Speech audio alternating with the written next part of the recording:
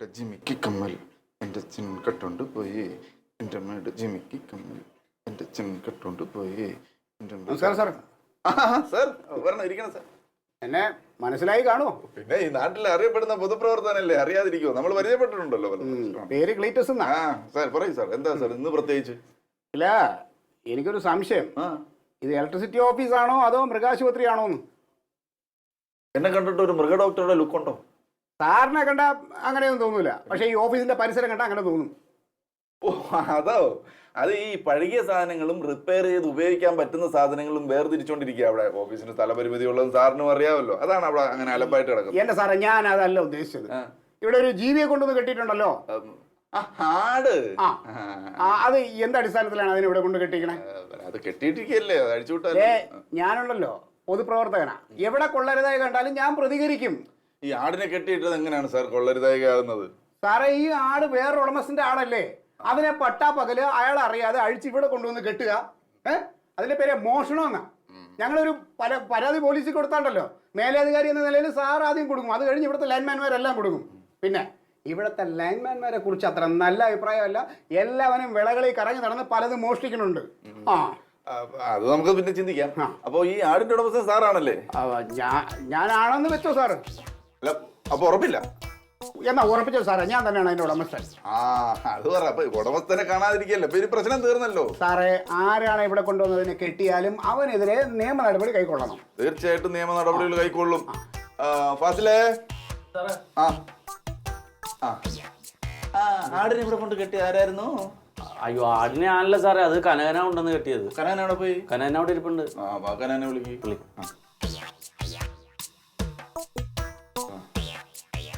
പറയുന്നുണ്ടെന്ന് വേറെ തോന്നുന്നു. ഇവനെന്തല്ലോ, ഇവൻ പെരും കള്ളൻ. ഇവനെ പറ്റി ഭയങ്കര മോശമായ അഭിപ്രായം ജനങ്ങളുടെ ഇടയിൽ. ഞാനൊരു പൊതുപ്രവർത്തകനായിട്ട് എനിക്കറിയാമല്ലോ. എന്റെ ഓഫീസിലുള്ളവരെ കുറിച്ച് ഞാൻ ചോദിച്ചു മനസ്സിലാക്കിക്കോളാം. അത് സാർ ഇടപെടണ്ട ആ കാര്യത്തിലേക്ക്. നമുക്കിപ്പോ ആടിന്റെ വിഷയം കൈകാര്യം ചെയ്യാം. കനക, നിന്നോട് സാറ് എല്ലാം പറഞ്ഞു. ആ ക്ലീറ്റസ് ഒന്നും എന്ത് ഇളക്കിയിട്ടുണ്ടെന്ന് തോന്നുന്നു.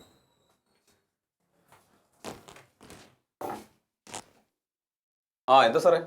കനക, ആ ആടിന്റെ ഉടമസ്ഥൻ ഈ സാറാണ്.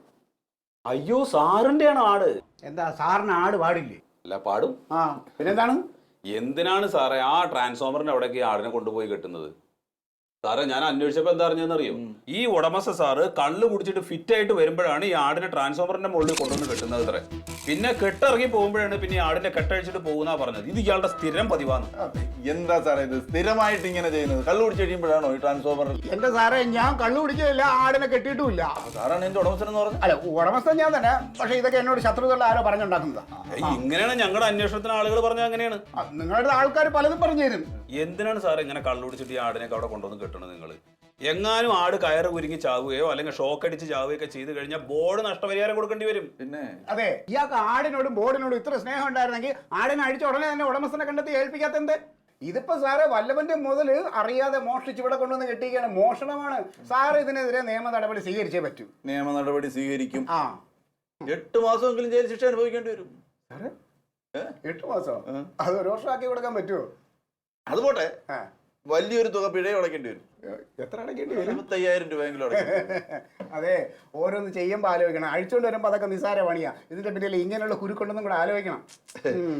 2013 ഇന്ത്യൻ ഇലക്ട്രിസിറ്റി ആക്ട് അനുസരിച്ച് 8 മാസം വരെ തടവും 25,000 രൂപ പിഴയും കൊടുക്കേണ്ടി വരും. എന്തിനാണെന്നറിയാമോ? ഇലക്ട്രിസിറ്റി ബോർഡിന്റെ വസ്തുവകകൾ സ്വന്തം ഇഷ്ടത്തിന് ഉപയോഗിക്കുകയോ വൈദ്യുതി അപകടം ഉണ്ടാകുന്ന തരത്തിൽ പ്രവർത്തിക്കുകയോ ചെയ്താൽ. സാറ് പറഞ്ഞു വരുന്നത് ആരാണോ ആടിനെ അവിടെ കണ്ട് കെട്ടിയത്, അതായത് ആടിന്റെ ഉടമസ്ഥൻ പിഴ അടയ്ക്കേണ്ടി വരുമെന്നാണ് പറഞ്ഞത്. അല്ല, അത് ഉടമസ്ഥൻ പിഴ അടച്ചാൽ മതിയല്ലോ. അപ്പൊ അത് ഞാനല്ല കേട്ടോ സാറേ ഉടമസ്ഥൻ. നേരത്തെ പറഞ്ഞത് കള്ളം പറയാണ്. സാറേ, സത്യം പറയാലോ, ഇത് വേറൊരാളിന്റെ ആടാണ്. അയാൾക്ക് സമയമില്ലാത്തതുകൊണ്ട് ഞാൻ പറഞ്ഞു ഞാൻ പോണ വഴിക്കൊന്ന് അന്വേഷിക്കാന്ന് പറഞ്ഞു. അത്രേ ഉള്ളൂ, അല്ലാതെ ഞാനല്ല ഉടമസ്ഥൻ. സാറേ, ഇങ്ങനെ കള്ളം പറയാണ്ട് ഞങ്ങളെ പറ്റിക്കാന്ന് വിചാരിക്കരുത്. അളിയാ സാറേ, ഒരളിയനുമില്ല. എന്താ അളിയ? ഇയാൾ 1 മാസമായിട്ട് ആടിനെ വാങ്ങിക്കണം എന്ന് പറഞ്ഞിട്ട് കഴിഞ്ഞ ആഴ്ചയിലാണ് ഇയാൾ ആടിനെ വാങ്ങിച്ചത്. അളിയാ ചുമ്മാ കള്ളം പറയല്ലേ അളിയാ. എന്ത് കള്ളം പറയുന്നത്? അത് ഞാൻ 1 വർഷം മുമ്പല്ലേ പറഞ്ഞത് ആടിനെ വാങ്ങണമെന്ന്. ഇന്നലെ കൂടെ ആടിനും പിണ്ണാക്കും പ്ലാവിനെയും കൊടുക്കുന്നതിന്റെ സെൽഫി എടുത്തത് ഈ മൊബൈലിനകത്തില്ലേ? ഉണ്ട് സാറേ. സാറേ അളിയാ ഇത് എന്റെ ആടല്ല അളിയാ. ഇതിൽ അളിയന് കുടിയാലൊന്നും ഇല്ല. അളിയാ ഒന്ന് പറയേ അപ്പൊ കൂടുതൽ സംസാരിക്കണ്ട. സാർ അഡ്രസ് ഒന്ന് പറയൂ. സാറേ എന്താണ് സാറേ അഡ്രസ് ഒക്കെ? ഇതൊന്നും അഡ്രസ് ഞാൻ പറഞ്ഞുതരാം സാറേ, എനിക്കറിയാം അഡ്രസ്. അപ്പൊ പിഴ കൊടുക്കുന്നോ അതോ ഞങ്ങൾ പോലീസിനെ വിളിക്കണോ? പോലീസിനെ ഒന്നും വിളിക്കണ്ട. പോലീസിനെ വിളിക്കണമെങ്കിൽ നീ ഒരു കാര്യം ചെയ്യും, ആ പിഴയും അടച്ചിട്ട് ആടിനെ കൊണ്ടങ്ങ് പോക്കോ. അതെ അതെ അതെ. അളിയാ ഒരു 5000 രൂപ തന്ന സാറിന് കൊടുത്ത് എങ്ങനെയെങ്കിലും ഇതിനൊന്ന് സോൾവ് ആക്കി കൂടെ? കൈക്കൂലി കൊടുക്കാനാ സാറിനാ?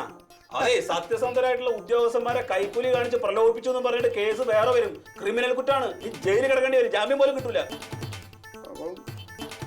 അപ്പൊ ഒന്നുമില്ല, ആ ഫൈൻ അടച്ചിട്ട് ആടിനെ കൊണ്ട് വെക്കോ. അതെ അതാണ് ന്യായം. സാറേ പറ്റിപ്പോയി, ക്ഷമിക്കണം. Alien versus Alien.